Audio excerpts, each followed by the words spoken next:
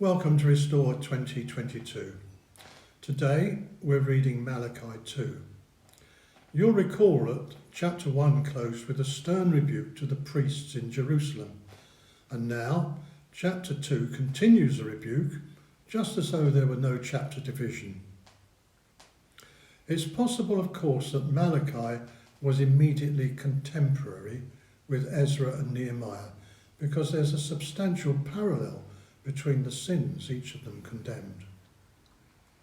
However, if Malachi prophesied later, it implies that the revival under Ezra rapidly waned and there was a decline in the spirituality of the priesthood and a consequent weakening in the morality of the population.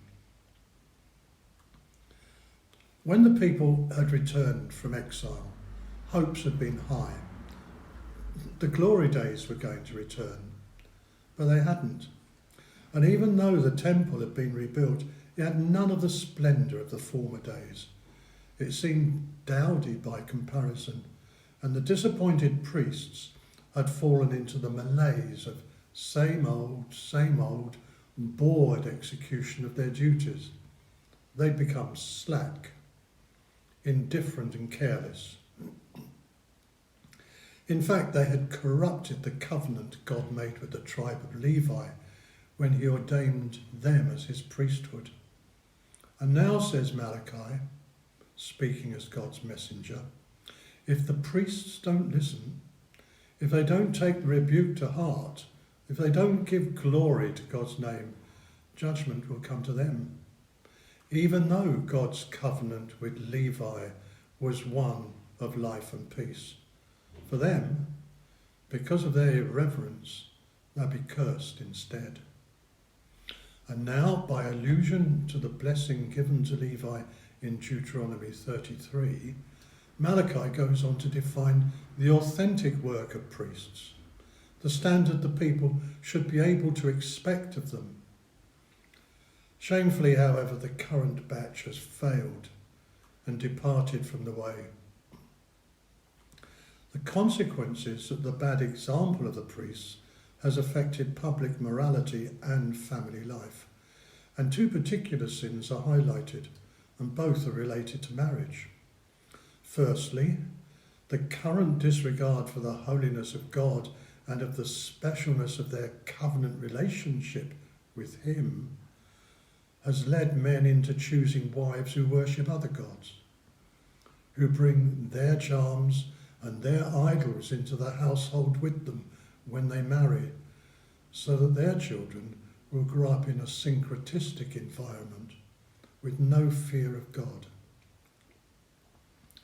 The other sin is that men are disregarding the covenant nature of marriage. Men are dealing treacherously with the wives of their youth by divorcing them and remarrying.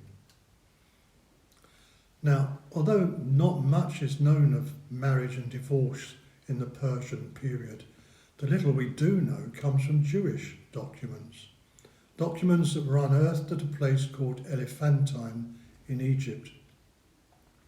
You see, at the time of the exile, some Jews had fled to Elephantine, where they settled as immigrants, and their marriage contracts often included stipulations concerning disposing of dowry, bride price, property, and children in the event of a divorce.